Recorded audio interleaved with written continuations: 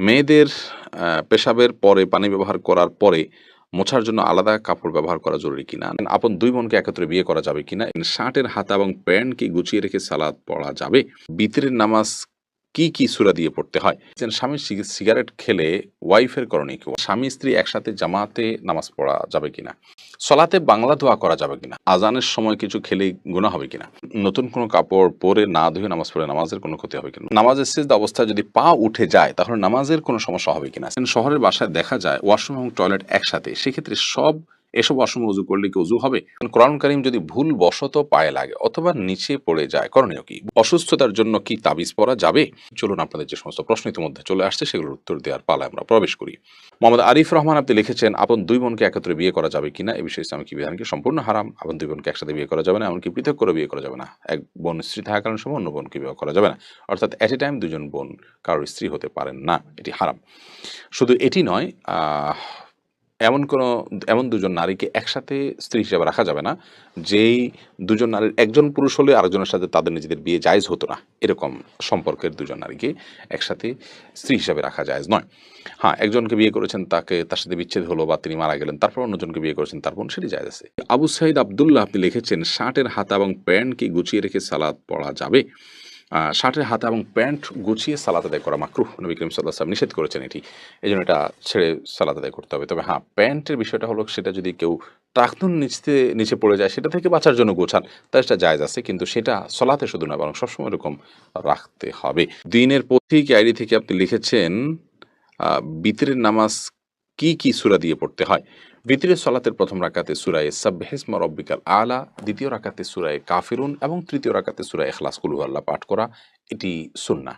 নবী করিম সাল্লাল্লাহু আলাইহি ওয়াসাল্লাম বিতরের সালাতে সচরাচর এই সূরাগুলো তেলাওয়াত করতেন। বিধায় আপনি এই সূরাগুলো তেলাওয়াত করতে পারেন। লায়লা নূর কদর এআইডি থেকে লিখেছেন, স্বামী সিগারেট খেলে ওয়াইফের করণীয় কি? ওয়াইফ তাকে বোঝাবেন, যথাসম্ভব নিজে না পারলে অন্য কাউকে দিয়ে বোঝাবেন, আল্লাহর কাছে দোয়া করবেন। তারপর তিনি যদি ফিরে না আসেন, একান্ত তার গুনাহ হবে, ওয়াইফ অন্তত দায়মুক্ত হলেন। এমডি মাসুম বিল্লাহ আপনি লিখেছেন, স্বামী স্ত্রী একসাথে জামাতে নামাজ পড়া যাবে কিনা? অবশ্যই জামাতে সালাত আদায় করতে পারেন। এক্ষেত্রে স্বামী সামনে দাঁড়াবেন এবং স্ত্রী পেছনে দাঁড়াবেন, পাশাপাশি দাঁড়াতে পারবেন না। কারণ নারীদের এবং পুরুষদের কাতার বরাবর হবে না সালাতের মধ্যে, বরং নারীরা পিছনে থাকবেন। নবী করিম সাল্লাল্লাহু আলাইহি ওয়াসাল্লাম বলেছেন, খায়রু সুফুফির রিজালি আউয়ালুহা ওয়া খায়রু সুফুফিন নিসাই আখিরুহা। একজন পুরুষ বা পুরুষদের কাতার সামনে থাকলে সেটা উত্তম, আর নারীদের কাতার পেছনে থাকলে সেটা উত্তম। এই জন্য স্বামী স্ত্রী একসাথে জামাত করলে স্ত্রী অবশ্য পেছনে দাঁড়াবেন এবং স্বামী সামনে দাঁড়াবেন।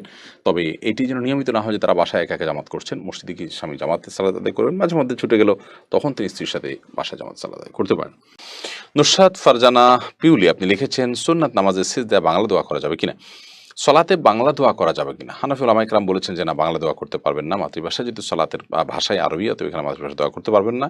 আপনি মনে মনে দোয়া নিবেদন করতে পারেন তাদের পড়তে পড়তে, অথবা কোরআনে কারীম বা সুন্নাহ বর্ণিত কোনো দোয়া চাইলে সেটি আপনি পড়তে পারবেন। যদিও অ্যারাবিক স্কলাররা এর সঙ্গে দ্বিমত পোষণ করেছেন। তারা বলেছেন যে আল্লাহ তাআলার কাছে দোয়া এটা একজন মানুষ নিজের ভাষায় করতে পারেন, মনের ভাষায় করতে পারেন, কোনো অসুবিধা নেই, এবং সেটা সালাতেও করতে পারেন।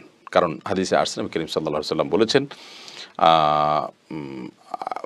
আকরাবু মা ইয়াকুনু আল-আবদু মির রাব্বিহি ওয়া সাজিদ ফাকসিরু ফীহি মিনাদ দুআ। তোমরা বান্দা আল্লাহর সবচেয়ে কাছে থাকে যখন সিজদা থাকে, অতএব তোমরা সেখানে আল্লাহর কাছে বেশি দোয়া করবে। এই হাদিসকে তারা ব্যাপক অর্থে নিয়ে সুন্নত, নফল সব নামাজই সিজদায় দোয়া করা জায়েজ মনে করেন, যেহেতু নবী করিম সাল্লাল্লাহু আলাইহি ওয়াসাল্লাম দোয়া করার নির্দেশ করেছেন, আর দোয়ার জন্য কোনো ভাষা শরীয়ত ঠিক করে দেয়নি যে কোনো ভাষায় দোয়া করা যেতে পারে। সেই জায়গা থেকে তারা বলেন যে মাতৃভাষায় দোয়া করা যাবে। যদিও হানাফি উলামা ইকরামের দৃষ্টিকোণ হলো যে না, মনে মনে আপনি দোয়া করবেন কোরআন সুন্নাহর দোয়া, অথবা মনে মনে। সলাতের ভাষাই হলো আপনার কোরআনের ভাষা, সেখানে অন্য কোনো ভাষা অ্যালাউড নয়। এটা উলামা ইকরাম অনেকের মত, অর্থাৎ এটা আমাদের বাংলাদেশের উলামা ইকরামের মত। আর এবারে স্কলারদের মত হলো যাবে। রাইসানি আপনি লিখেছেন, আজানের সময় কিছু খেলে গুনাহ হবে কিনা? আজানের সময় কোনো কিছু খেলে কোনো গুনাহ হবে না। আমরা অনেকে মনে করি আজানের সময় কিছু খাওয়া বা পান করা যাবে না, এটা করা যাবে না, ওটা করা যাবে না। আপনি যেকোনো কাজ করতে পারেন। টয়লেটে থাকলে আপনি টয়লেটে কাজও সারতে পারেন। তবে আপনি যখন টয়লেটে নাই, পবিত্র জায়গায় আছেন বা স্বাভাবিক অবস্থা আছেন, তখন আপনি আজান শুনলে আজানের জবাব দেওয়ার চেষ্টা করবেন। এটা হলো মূল কথা। খেতে গেলে খাওয়ার ফাঁকে ফাঁকে আপনি আজানের দেওয়ার চেষ্টা করবেন, কিন্তু আজান হলে কিছু খেতে পারবেন না এমন কোনো কথা নেই। এখানে বিষয় হলো জবাব দেওয়ার চেষ্টা করবেন যদি আপনি পবিত্র জায়গায় থাকেন।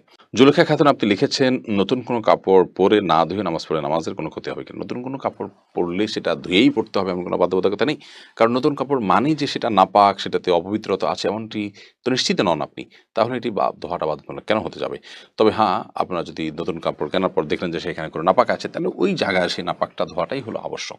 অতএব শরীয়তের দৃষ্টিকোণ থেকে নতুন কাপড় ধুয়ে পড়তে হবে এমন কোনো বাধ্যবাধকতা নেই। সুমন আহমেদ আপনি লিখেছেন, নামাজের সিজদা অবস্থায় যদি পা উঠে যায় তাহলে নামাজের কোনো সমস্যা হবে কিনা? সিজদা অবস্থায় যদি পা সামান্য উঠে আবার আপনি জায়গায় নিয়ে গেছেন, কোনো অসুবিধা হবে না। আর যদি পুরো সিজদা জুড়ে উঠে থাকে তাহলে আপনার নামাজ হবে না।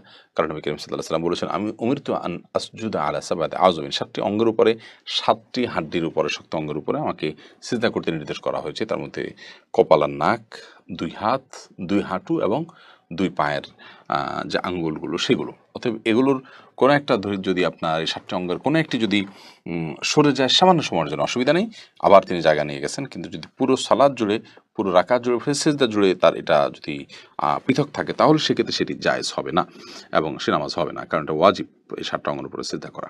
সাজিব আহমেদ আপনি লিখেছেন, শহরের বাসায় দেখা যায় ওয়াশরুম এবং টয়লেট একসাথে, সেক্ষেত্রে এসব ওয়াশরুমে উজু করলে কি উজু হবে? অনেকে এটা নিয়ে মতভেদ আছে। না, আপনার অজু হবে এতে কোনো সন্দেহ নেই। অজুর ব্যাপারে কোনো অসুবিধা নেই যে অজু হয়ে যাবে এবং যদি আপনি সালাত আদায় করতে পারেন। তবে যেহেতু অজুতে বিসমিল্লাহ বলাটা সুন্নাহ এবং সেখানে আপনি মুখে বিসমিল্লাহ উচ্চারণ করলে আল্লাহর নামের অসম্মান হবে। সেইজন্য টয়লেটে উজু না করে বাহিরে উজু করা উচিত। প্রয়োজনে বাহিরে শুরুটা করে বেসিন টেসিনে কোথাও কোনো টেপে তারপরে এসে বাকি কাজ আপনি ভিতরে করলেন। যাতে করে ভিতরে আল্লাহর নামটা নেওয়া লাগে। দোয়াটা, শুরুর দোয়াটা বাহিরে পড়বেন আর শেষের দোয়াটা আপনি বাইরে পড়বেন। আর যদি বাহিরে কোনো ব্যবস্থা না থাকে তাহলে সেক্ষেত্রে বিসমিল্লাহটা টয়লেটের বাইরে থেকে বলে যে আপনি উজু করবেন। এবার যদি বিসমিল্লাহ ছাড়াও উজু করে ফেলান, মনে মনে বিসমিল্লাহ পড়ে ফেলান, তাতেও আপনার উজু হয়ে যাবে। উজু হবে না ব্যাপারটা এই লেভেলের সমস্যা না, কিন্তু আল্লাহর নাম নেওয়া অনুচিত, সেই জন্য সেখানে উজু করতে উলামায়ে কেরাম নিষেধ করেন। কিন্তু আপনি আল্লাহর নাম মনে মনে নিয়ে উজু করতে পারেন, বিশেষ করে যখন বিকল্প ব্যবস্থা থাকবে না। এমনি মুস্তাফিজুর রহমান আপনি লিখেছেন, কোরআন কারীম যদি ভুল বশত পায়ে লাগে অথবা নিচে পড়ে যায়, করণীয় কি? ভুল বশত পায়ে লাগলে অথবা নিচে পড়ে গেলে আল্লাহর কাছে মাপ চাইতে হবে।